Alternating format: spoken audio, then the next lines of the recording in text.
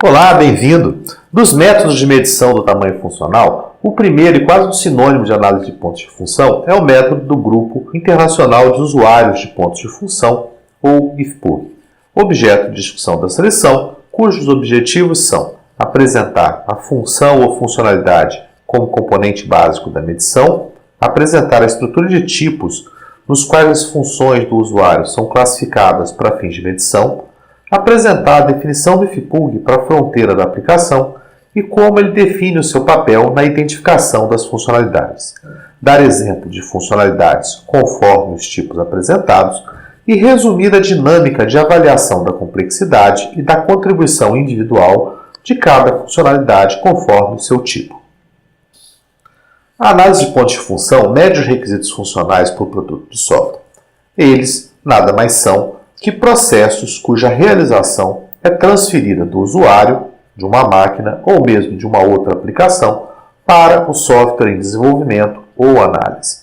Os processos podem ser descritos diferentemente em maior ou menor abrangência. Por exemplo, todo o processo de gestão de cursos pode ser descrito como uma unidade, ou, da mesma forma, a simples inscrição de um participante em uma turma, ou ainda apenas uma regra de negócio, como a que estabelece que a emissão do certificado exige ao menos 75% de presença.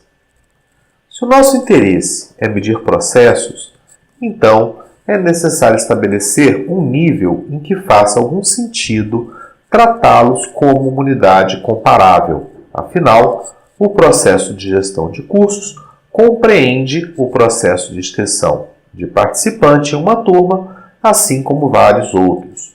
O único nível em que se pode padronizar a descrição de um processo é o nível de tarefa, o nível associado ao objetivo do usuário. O nível do objetivo do usuário é aquele em que o indivíduo tem todo o necessário para iniciar uma tarefa e, após a sua conclusão, tudo o que ele deveria fazer sob a sua responsabilidade foi feito e o seu objetivo foi alcançado no âmbito daquela tarefa. Se você observar o exemplo, verifica que ele é um agregador, cuja descrição agrega mais de uma tarefa, cada uma abordando um diferente objetivo do usuário.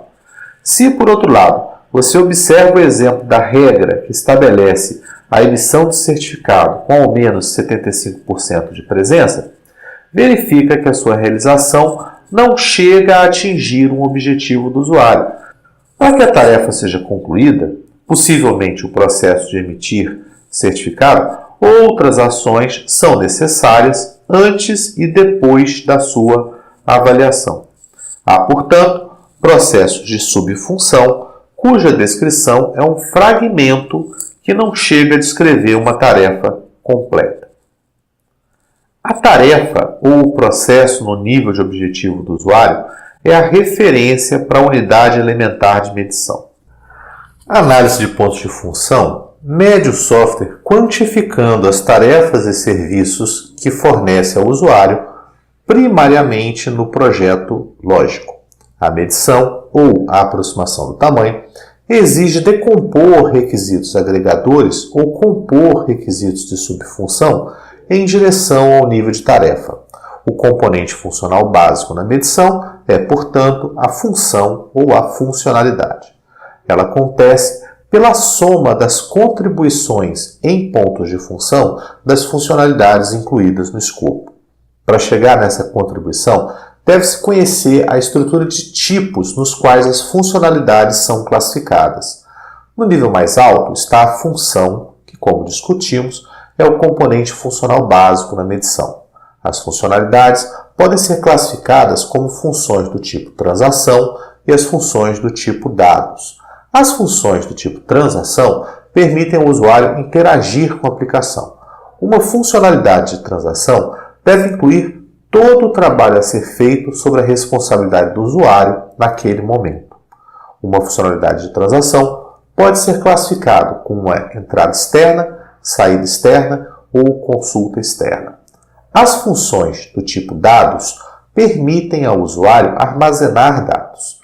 Observe que não se trata de uma tabela de banco de dados, porque a organização das necessidades de armazenamento em tabelas é produto do projeto detalhado. Trata-se de organizar os dados em uma visão do modelo conceitual, com entidades independentes e sem a normalização de um modelo de dados lógico. As funções de dados são os arquivos lógicos internos e os arquivos de interface externa.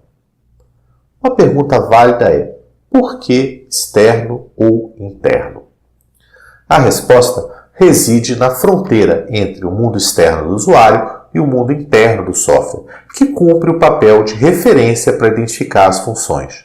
Ela age como uma membrana pela qual os dados processados pelas transações passam para dentro e fora da aplicação.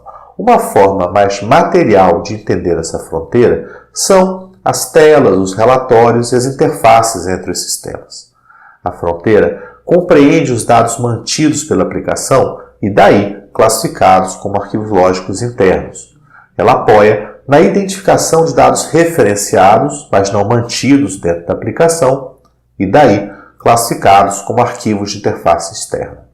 A fronteira é uma interface conceitual entre a aplicação interna e o mundo externo a ela. Ela é independente de considerações técnicas ou de implementação e dependente da visão externa de negócio do usuário da aplicação. As entradas externas são transações que recebem dados externos utilizados para manutenção de arquivos, por exemplo, incluir contribuinte, excluir pendência, alterar dados cadastrais, protestar, baixar, registrar títulos em cobrança a partir de mídia recebida do cliente por um banco, registrar a venda, cujos dados são informados em várias janelas processadas como uma transação. As consultas externas são transações com a simples recuperação de dados e subsequente envio ao usuário.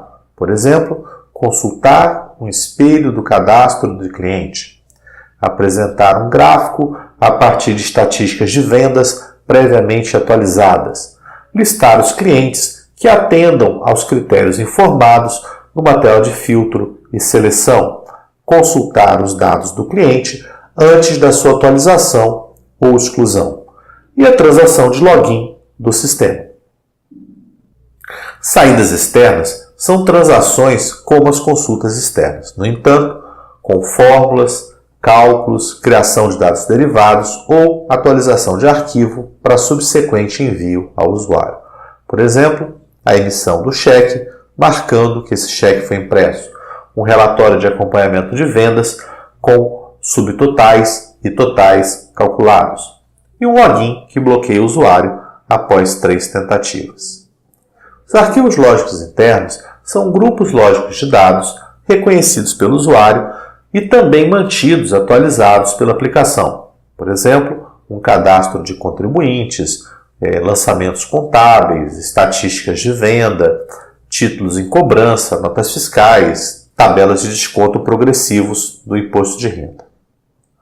Por fim, os arquivos de interface externa são grupos lógicos de dados reconhecidos pelo usuário, apenas referenciados pela aplicação e mantidos por outra aplicação. Por exemplo, na folha de pagamento é necessário obter dados de contribuinte no INSS para fins de validação e referência. No financeiro, é necessário obter a cotação de moedas no sistema de câmbio para fins de validação e referência. Uma vez as funcionalidades classificadas conforme o seu tipo, deve-se avaliar a sua complexidade. Também há regras para sua classificação quanto à complexidade. A complexidade é determinada a partir da contagem de elementos externos e que o usuário entende. Ele não se refere especificamente ao maior ou menor esforço para sua implementação. Todos os tipos de função podem ter a sua complexidade avaliada como baixa, média ou alta. Cada tipo de função tem uma contribuição em pontos de função conforme a sua complexidade e o seu tipo. Arquivo lógico interno, arquivo de interface externa, entrada externa, saída externa ou consulta externa. Com o tipo e a complexidade da funcionalidade, se atribui uma contribuição em pontos de função. Por exemplo, uma entrada externa de complexidade alta contribui com 6 pontos de função na medição. Com isso, encerramos essa lição e você agora conhece os elementos básicos na medição pelo método do IFPUG. Apesar dos exemplos apresentados, imagino que a análise ainda esteja um tanto quanto intangível. Na próxima lição, vamos apresentar a análise de pontos de função em ação e como usá-la no âmbito de uma aproximação do tamanho. Divirta-se com os exercícios e conte conosco no que precisar. Muito obrigado.